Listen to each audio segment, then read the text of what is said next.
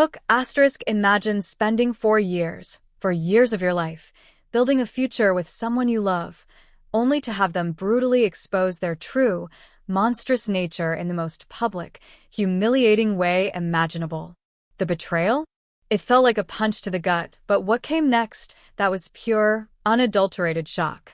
Clark and I were practically inseparable. For years of shared dreams, comfortable routines, and a life I thought was built on genuine love. My dad had always supported me with a generous monthly allowance, which covered our downtown two-bedroom apartment and most of our living expenses. Clark contributed what he could, and we lived well, dinners out twice a week, spontaneous weekend trips, never a worry about money. It was blissful, or so I thought. Then, last March, the money stopped. Just silence. I called my dad repeatedly, but he wouldn't explain. Clark noticed the change immediately. Our carefree lifestyle vanished. I started picking up extra shifts, my savings began to dwindle, all while I desperately tried to figure out what was happening with my father. Clark suggested we find a cheaper place, but I refused. I was determined to maintain our life, believing this was just a temporary glitch. At first, Clark's reactions seemed supportive. He stopped suggesting expensive restaurants and started cooking more at home. He canceled our gym membership, saying we could run outside instead. When I bought groceries, he questioned every item that wasn't absolutely necessary. I genuinely thought he was being practical, helping us adjust. He'd always been good with budgets, so I appreciated his efforts to make things easier, to ease my burden. I was so naive. Over the next few months, a chilling distance grew between us. He started staying out later, offering vague explanations or none at all. When I asked about his day, I'd get short, clipped answers, and he'd quickly change the subject. He stopped making weekend plans, and my suggestions seemed to irritate him. I rationalized it all, telling myself it was stress from our financial uncertainty. We were both working more, seeing less of each other. I truly believed that once I sorted things out with Dad, everything would snap back to normal. Clark just needed time to adjust, right? By July, a new name started creeping into our conversations. Avery, his coworker. Clark seemed utterly fascinated by her. He'd bring her up constantly, detailing her new car, her expensive vacation plans, her glamorous lifestyle. I found it annoying, almost childish, but I swear, not once did suspicion cross my mind. Meanwhile, my attempts to reach my dad were met with brief, evasive calls or unanswered voicemails. He'd say he was busy, promise to call back, and then disappear again. He never explained why the transfers had stopped. I felt a growing knot of anxiety, wondering if I'd done something to upset him. As the months dragged on, Clark's impatience morphed into outright hostility. He accused me of being too proud to admit mistakes, of depleting our savings instead of fixing whatever was broken with my dad. Our arguments escalated, ending with him sleeping on the couch. By October, he barely spoke to me, his conversations limited to complaints about expenses. He'd eat dinner in front of the TV, glued to his phone. When I tentatively suggested we plan something special for my November birthday, he coldly told me we couldn't afford celebrations anymore. My heart shattered, but I was determined. I started picking up even more shifts, secretly saving every penny for a birthday dinner. I made reservations at the restaurant where we had our very first date, dreaming of reconnecting, of finding the spark we'd lost. I told Clark weeks in advance, and he agreed to go. A fragile hope bloomed in my chest. Saturday evening arrived, and I sat alone at that table, watching the minutes tick by. 20 minutes past our reservation time, and Clark, who was never late for anything important, was a no-show. My texts went unanswered. The hostess kept politely checking on me as happy couples filled the tables around me. The humiliation was already starting to sting. Then his brother, Thomas, walked in. He came straight to my table, phone in hand. Without a word of greeting, he placed it down and hit play. Clark's voice, amplified for everyone to hear, echoed through the quiet restaurant. "I'm not coming tonight. I've been using you for your money this whole time. But your dad cut you off, so there's no point anymore. 4 years of pretending to love you was exhausting. I'm already with someone who's actually worth my time. Don't contact me again. The message continued, a torrent of cruel words, detailing how pathetic I'd become without my dad's money. He casually mentioned he'd been seeing someone else for months, that he was moving in with her, and that I should have fixed things with my father instead of expecting him to live like we were poor. Every single person in that restaurant heard it. A server froze, staring. The elderly couple next to me looked absolutely mortified. Children at nearby tables asked their parents what was happening. When I looked at Thomas, my face burning with shock and shame, he just shrugged. He told me to make sure everyone heard it. The world went blurry. I grabbed my purse, my hands shaking, and walked out without a word. My phone buzzed, a text from Clark, a callous list of items he planned to pick up from our apartment. He wanted to publicly humiliate me, to make sure everyone knew I was worthless without my father's money. He sent his own brother to deliver the blow, designed to devastate me. But there was one crucial thing this idiot, this gold-digging narcissist, never bothered to ask. He never wondered why my dad had really stopped sending money. He just assumed I'd screwed up, accepting that as fact. Now, Clark was about to find out what happens when you humiliate someone whose father was just checking if you actually loved his daughter. Music intensifies briefly, then softens. Oh my God, you guys. The response to my initial post has been insane. I'm literally crying laughing at all your comments calling Clark a gold digger, because that's exactly what this loser turned out to be. But trust me, it gets so much worse than I originally posted. After stumbling out of that restaurant, I drove home in a daze, feeling like I was trapped in some twisted nightmare. The whole thing was so utterly calculated, so unbelievably cruel, having his brother deliver that message so publicly. It was next-level psycho behavior, something I obviously never, ever saw coming. When I got back to our apartment, Clark had already been there, like a thief in the night. Half his stuff was gone, his PlayStation, the expensive coffee maker I bought, all vanished. There was a smug note on the counter, a list of more crap he wanted to come back for, with specific times he planned to show up. But here's where it gets absolutely insane.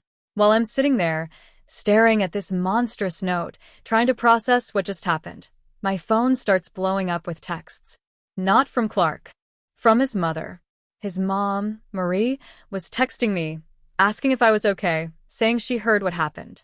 I remember thinking, oh, thank God. At least someone from his family has some decency.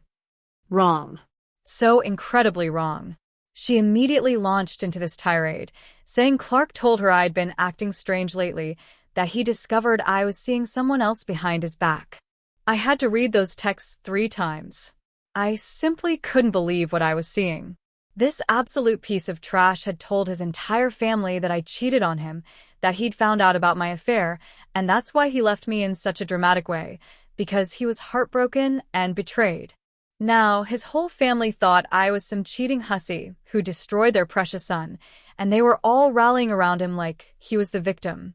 His mom was texting me about how disappointed she was, how she thought I was better than that, and how Clark was devastated but trying to stay strong.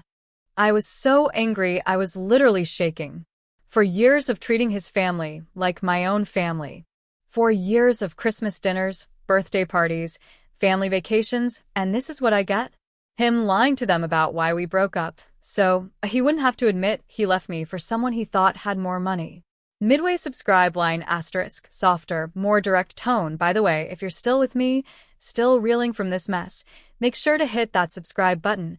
Trust me, more unbelievable stories are coming, and you won't want to miss them. Back to narrative tone. I called Clark immediately, my voice trembling with rage. And he actually picked up. He probably thought I was going to beg him to come back. Instead, I started screaming at him about his disgusting lies to his family. And this dude, this audacious man, had the nerve to tell me it was easier for everyone if his family thought I cheated, rather than getting into the complicated financial stuff. He said his parents were already asking too many questions about why he left me so suddenly, and telling them about money problems would just create more drama. So, he decided it was simpler to make me the villain, so his family wouldn't judge him for his decision. Clark actually told me I should just go along with it because it would make the breakup cleaner for everyone involved.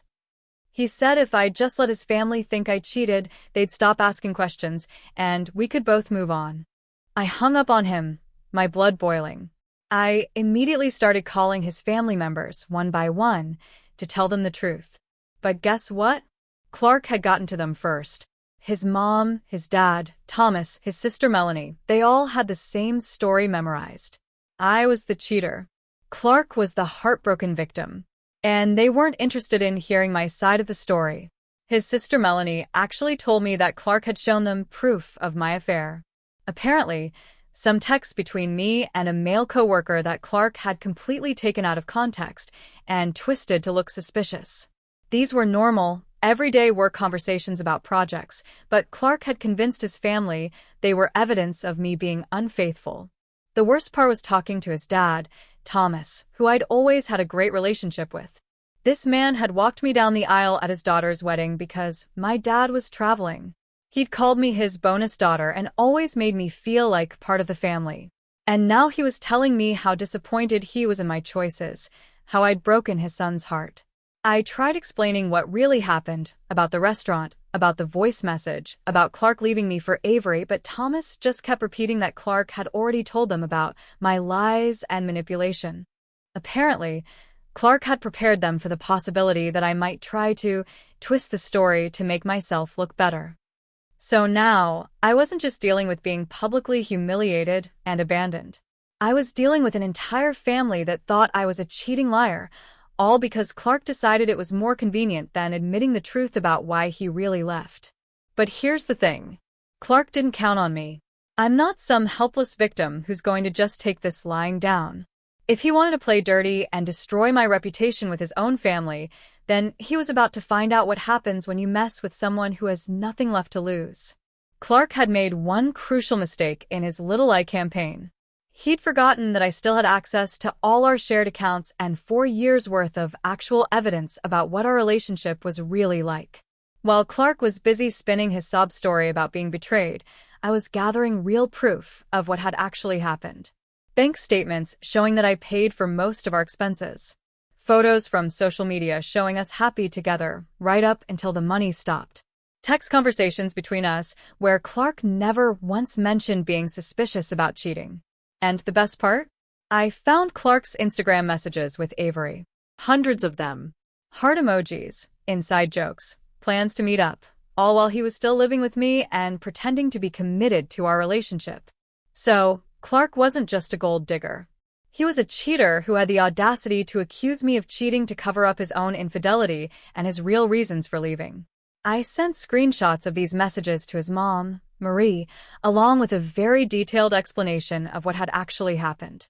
I told her exactly how her precious son had humiliated me in that restaurant, how he'd been seeing Avery behind my back, how he'd made up the cheating story to avoid admitting he'd left me for someone he thought had better financial prospects. Marie's response?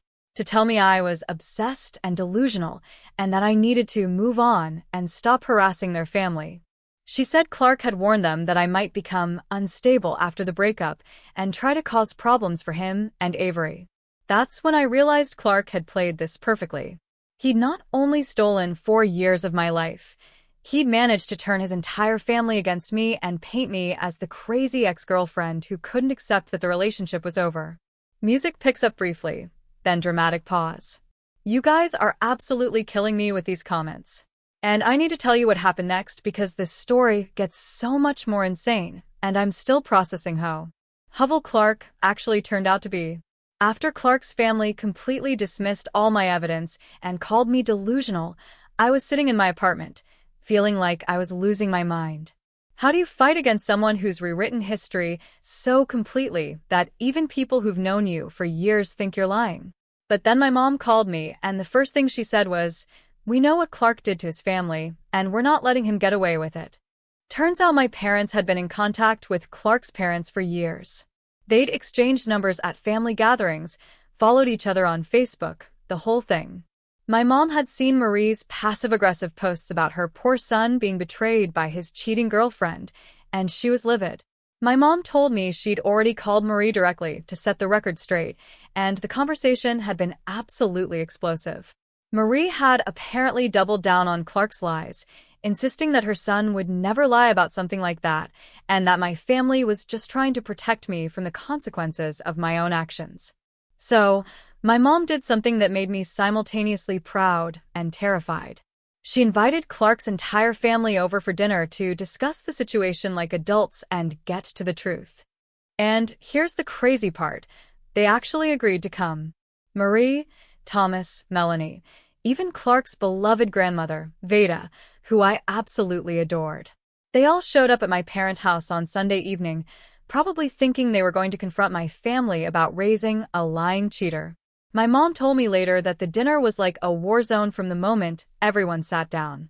Marie immediately started in on how disappointed she was in me, how she'd trusted me with her son's heart. Thomas went on about how he'd welcomed me into their family and felt betrayed by my actions. But my dad had prepared for this. He'd printed out everything. Bank statements, social media screenshots, text message threads, even security camera footage from our apartment building showing when Clark had been coming and going during the months he was supposedly being faithful to me.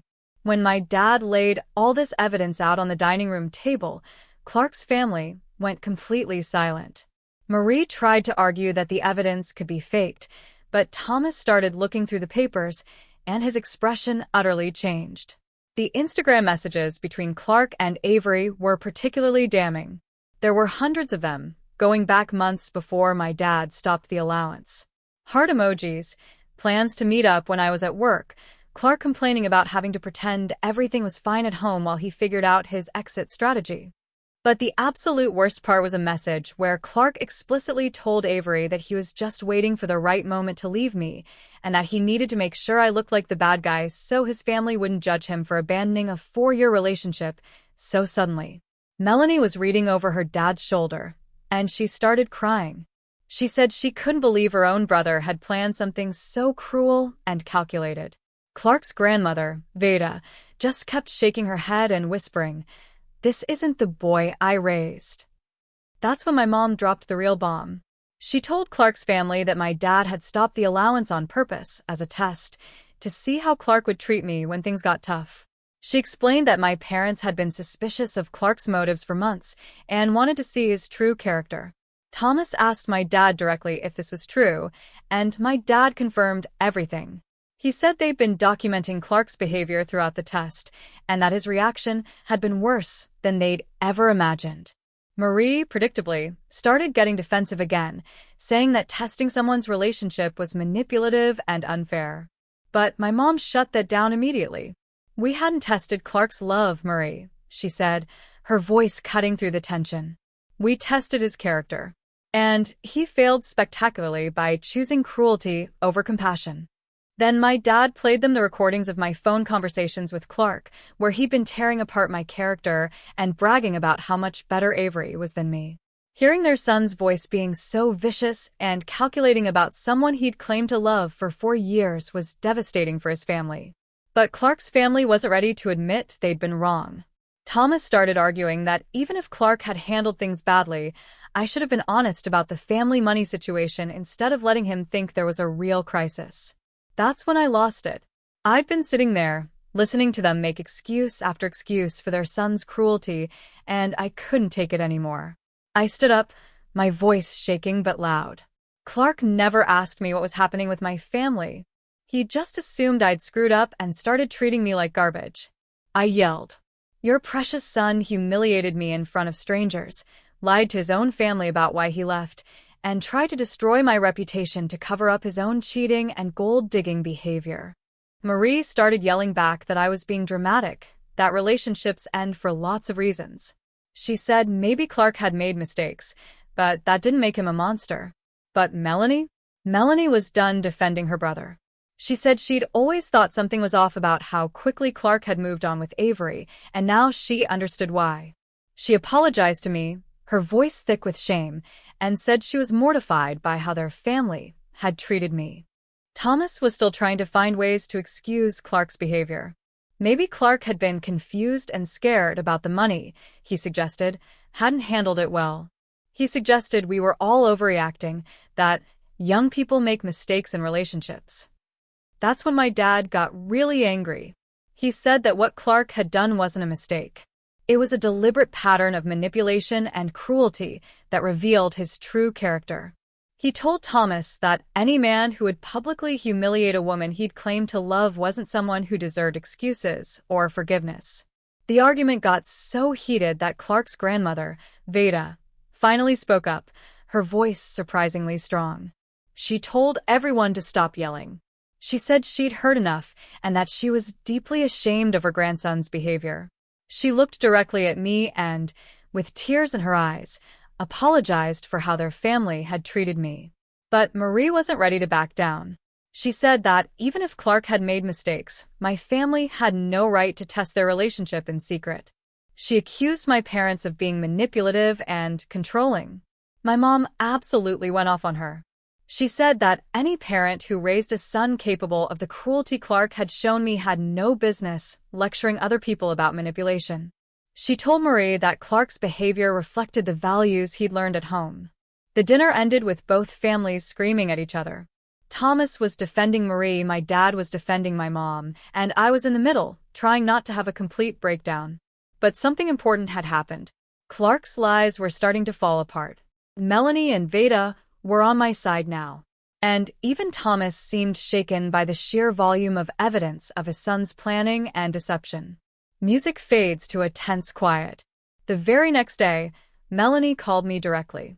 She said she'd confronted Clark about everything, and the conversation had been absolutely horrible. Clark had initially tried to stick to his lies, but when Melanie showed him that she'd seen all the evidence, he finally admitted the truth.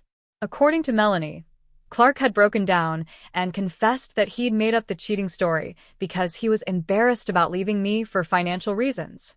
He told her that he panicked when his family started asking questions and thought it would be easier to make me the villain. But even in his confession, Clark was still trying to justify his actions. He told Melanie that the relationship wasn't working anyway and that the money situation had just been the final straw.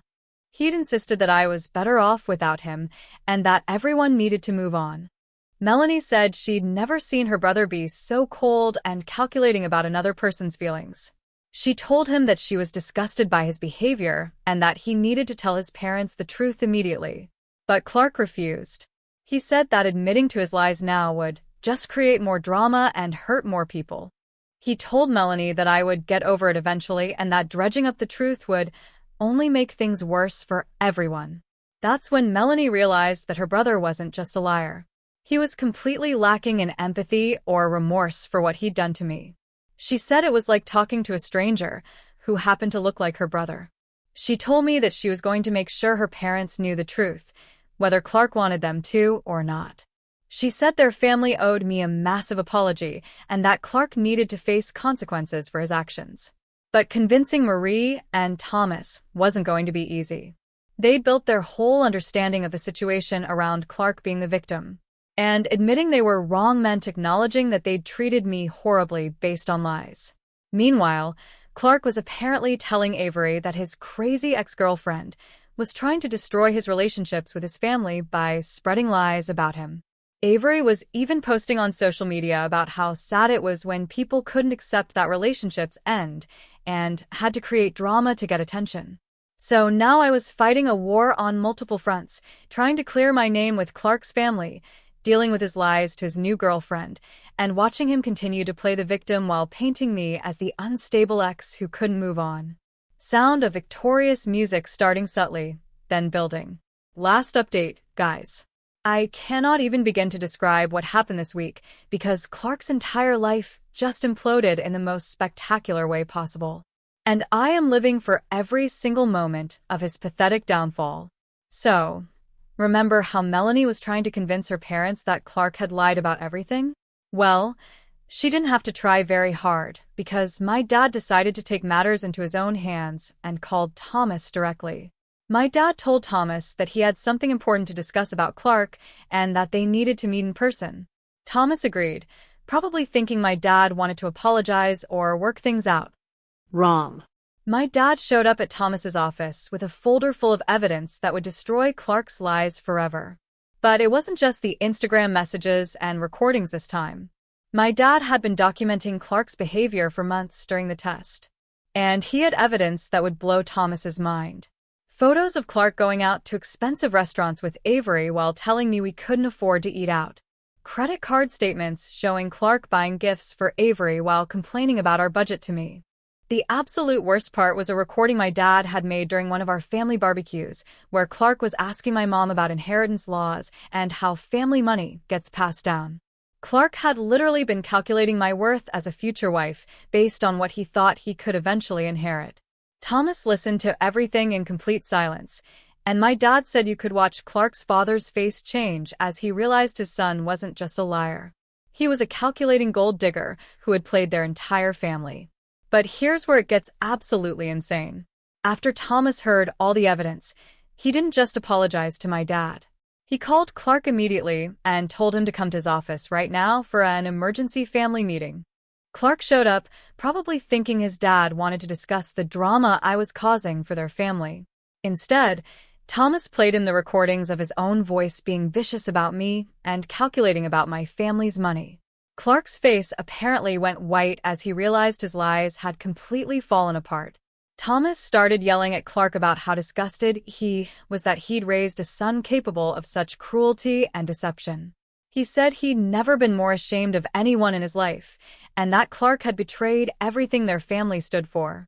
But Clark tried to defend himself. He started arguing that the test had been unfair and that his reaction was understandable given the circumstances. He told his dad that everyone was overreacting and that relationships end badly sometimes. Thomas cut him off. He told Clark that he was moving out of the apartment immediately because Thomas wasn't paying rent for someone who could treat another person with such calculated cruelty. Clark started panicking because he couldn't afford the apartment on his own. And Thomas said that was Clark's problem to figure out. Then Thomas said he was also taking back the car he'd been helping Clark pay for because he wasn't supporting someone with such terrible character. Clark started begging and making excuses, saying he'd learned from his mistakes and would do better. But Thomas said it was too late. Clark had shown who he really was, and there were no second chances for that level of cruelty and manipulation. So within 24 hours, Clark went from having a nice apartment and reliable transportation to being basically homeless and carless. And the best part? He was too proud to tell Avery what had happened. So he had to scramble to find somewhere to stay without admitting his family had completely disowned him. According to Melanie, Clark has been staying with his old college roommate, Hugo, and telling Avery that he's temporarily between apartments while he looks for a better place. He's been taking Ubers everywhere and claiming his car is in the shop for repairs. But Clark's lies started falling apart when Avery wanted to see his apartment and meet his family. Clark had to make up excuse after excuse about why that wasn't possible right now. And Avery was starting to get suspicious about his living situation. That's when Clark made the stupidest decision of his pathetic life. He started calling me, begging me to help him explain things to Avery. He wanted me to confirm his story about why we broke up and make him look less crazy to his new girlfriend. When Clark called me the first time, I was so shocked I almost hung up immediately. But then I realized this was my chance. My chance to destroy him completely. So I stayed on the line and let him grovel. Clark started with his usual bull about how he'd made mistakes, but that we could both move on and be mature about the situation. He said he just needed me to have one conversation with Avery to clear up some misunderstandings about our relationship. I started laughing. A genuine, full-bellied laugh. I told Clark that the only misunderstanding was him thinking I would ever help him with anything after what he'd done to me.